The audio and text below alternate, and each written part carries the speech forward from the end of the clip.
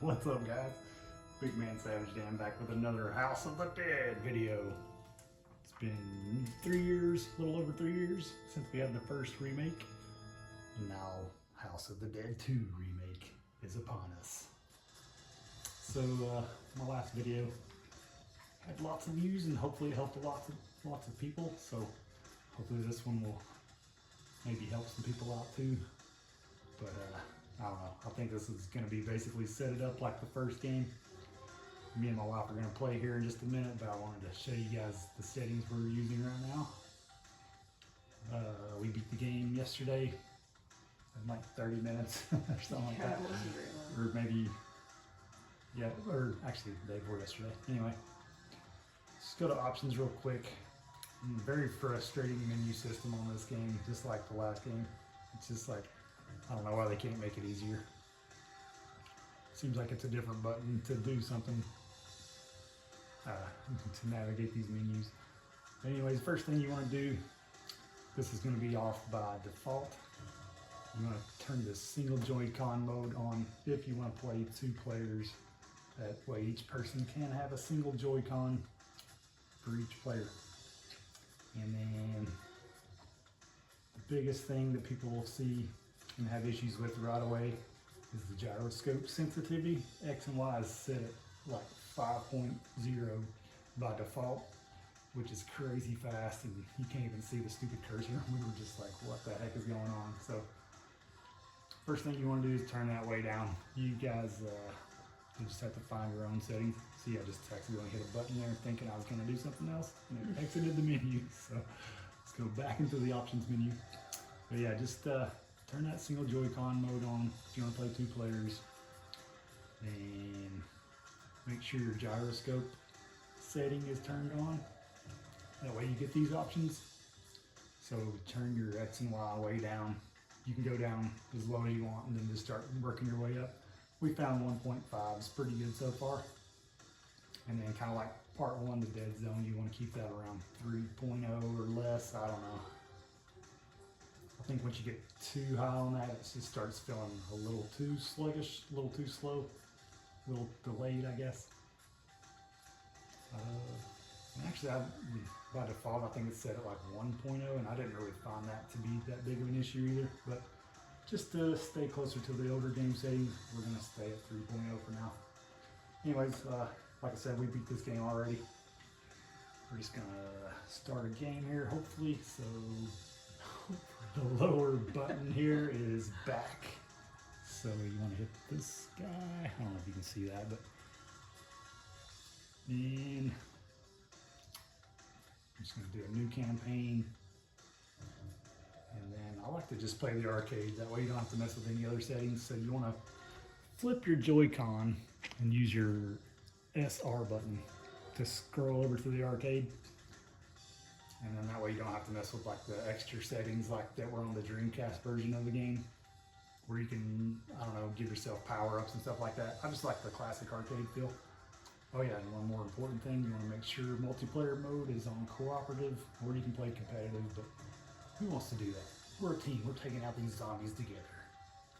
So we're going to start a new game, and you can pick your agent. We beat the game already. I'm not sure if Goldman's already selectable from the beginning, but maybe he was unlocked once I beat the game, or once we beat the game. So we'll just keep the standard agents here. Start a new game. And you can hit the, if you look in the bottom right screen, it says hit the, I don't know, I just call it select button, the minus button to toggle cursor. And you can use like a mouse cursor. I'm not sure why they didn't incorporate the Joy-Con mouse mode in this game yet. Hopefully that'll be soon to come, or coming soon.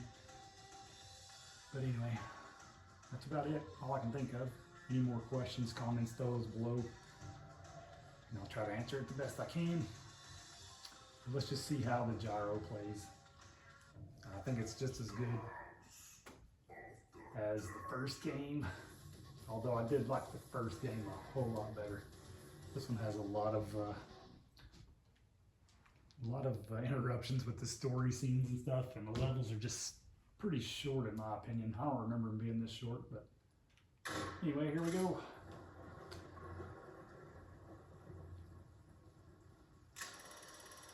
So yeah, you will have to do a lot of resetting to do that and clicking your Joy-Con stick. Because just like the first game, it does lose. It's going to start drifting quite a bit. But I think setting that dead zone up to 3 or so makes it way more playable. Please be safe, G. And the voice acting in this one is just even worse than the original. How could anyone do this? But yeah, we beat the game no problem with these settings. So I think plays good enough. Just gonna skip these stories. There's just so many. But yeah, I think it's good enough. I'll definitely be picking up the physical later on this year. Just wait for that to go back on sale on videogamesplus.com. See if we can avoid killing this lady. I would like to take this different route. The first time my wife killed her, and then the last time we tried it, I killed her. So we gotta take these 2 zombies out without killing this guy. Don't kill me! Ah. Oh well. You killed him. Did I? I think the zombie hit him in the head before I could shoot him. Yeah. I just wanted to try a different route. I was able to do it, but I put it on very easy. So I was killing zombies with like 1 or 2 hits. Yeah, I don't know. Both of these games get lots of hate, lots of criticism. G's bloodstains. Definitely not as good as the originals, but it's the best they could do. I think they could do better with just releasing some sort of light gun with a sensor bar. I mean, I did it on Wii. I can only do it on Switch. If you've never played the House of the Dead remakes, House of the Dead 1 and 2 on the Wii, it's a great collection. Pretty good way to experience the games. But I'll take this over nothing myself. I think a lot of the times the drift is like happening when the camera moves around so much. Die, zombie. Thank you. Please take this. Yeah, the end bosses. Like this guy. He's like so small and so fast. It's like with the gyro controls being the way they are, it's almost a little unfair, but the trick is, spoiler alert, just kind of wait for him to slow down right before he has the Carl, how do you say his name? Attack. And he's always hiding right behind his neck right there. So try to aim right above it. You can usually get him.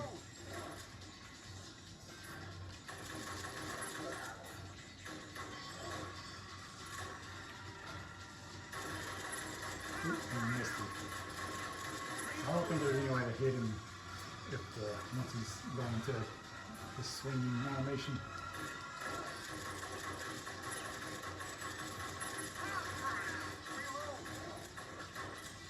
I just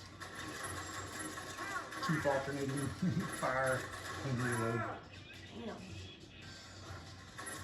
It's a little guy. Sorry, they did this boss on the original mode, or the original games too.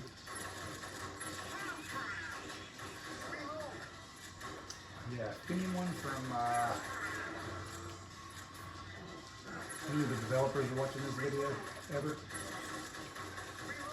I would suggest making reload and recenter the same button, like what's that game we play? The Western game? Mad Bullets. Mad Bullets. James. I didn't like that at first when I first started playing that game. I was like, man, why would they do this? Like, I feel like it's always constantly recentering, but once you get used to that, I think it works really well and kind of eliminates the, I don't know, like, you still notice drift, but kind of almost feels like it eliminates that drifting problem because it's constantly recentering your gun for you. So yeah, I would like to, man, I like my gun. If you hit the bumpers, it locks your gyroscope. You can use the stick. So I do that by accident a lot of times. I'll hit the bumper instead of the trigger to fire, and then I'll lock my gyro. I just wanted to play a level or two here, and just to give you guys an idea of how the game plays.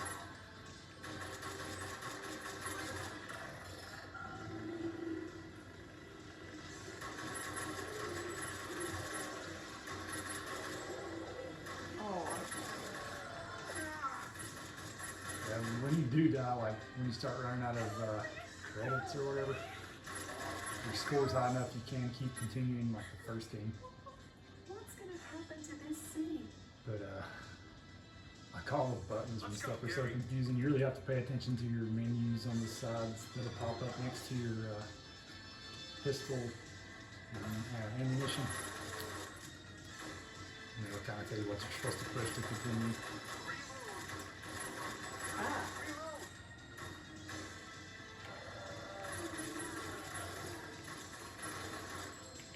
You can change your crosshair colors if you'll notice. They're usually red and blue, but my wife likes that green color. It's a little easier to see. And we thickened it. Yeah, and then we thickened it up too. I just got an achievement there. I'll have to record my achievements just in case I want to make some more videos with those later on.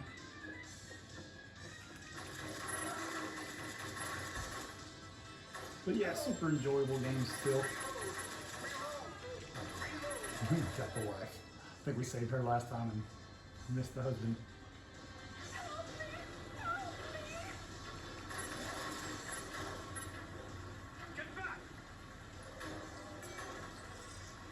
I may have to try to pick up like a little gun show or something, just to see if that makes a difference.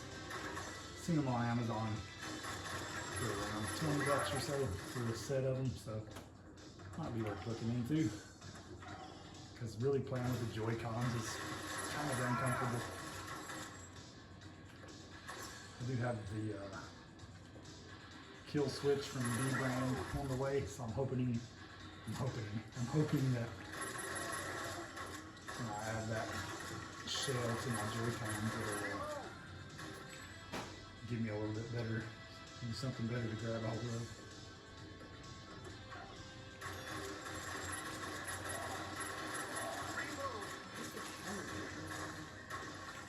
What's going on?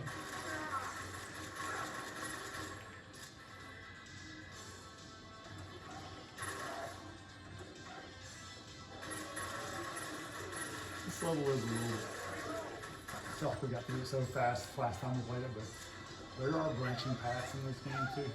Oh shoot, hush her. So yeah, see if you look in the lower left corner, you see the top buttons continue. So I gotta buy a credit, so I gotta hit the top left button first. What am I in? Why is this menu still in? It's something to like glitches here and there. Like I was continued, but I didn't even know it because it was still telling me to press wherever to continue.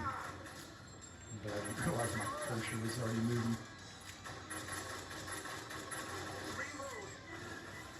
There is auto reload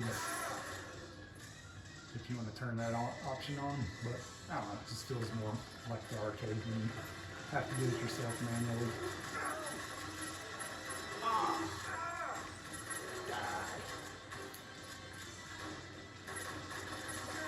It's so hard to hit those axes in this version for some reason. But there is an option to do the auto reload and an option to turn off the reload screen that people say gets on their nerves, but I don't know. I think it adds to the silly charm of the game too.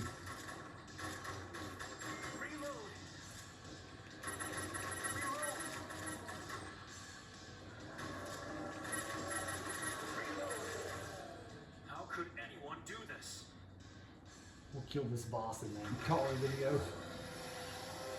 But yeah, hopefully those settings will help you guys out, and hopefully if you like what you're seeing, you can pick it up and try it for yourself. It's on sale right now at launch. And it's under $20 US and just a little over 20 Canadian. I think I paid 23 for it for the digital. And like I said, Video Games Plus is supposed to be getting this physical pre-orders back up on their site, I think at the end of the month.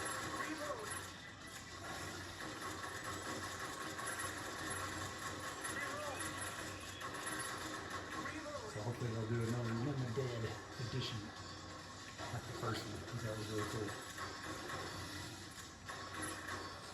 Love the sweet lenticular cover they had on that one. Yeah, just so much drifting though. Hopefully they're gonna add I mouse. find if you try to keep your Joy-Con still, Yeah, the camera will kind of follow it for you. just keep the Joy-Con still. The camera just follows. Maybe a little less drift. Yeah. When the camera's moving so much. I don't know if you guys can hear her in the background. That's why I'm just repeating what she's saying here. Yeah, we'll call the video there though. As always, guys, thanks for watching. Throw some comments below. If you got any questions, I'll do my best to get to you.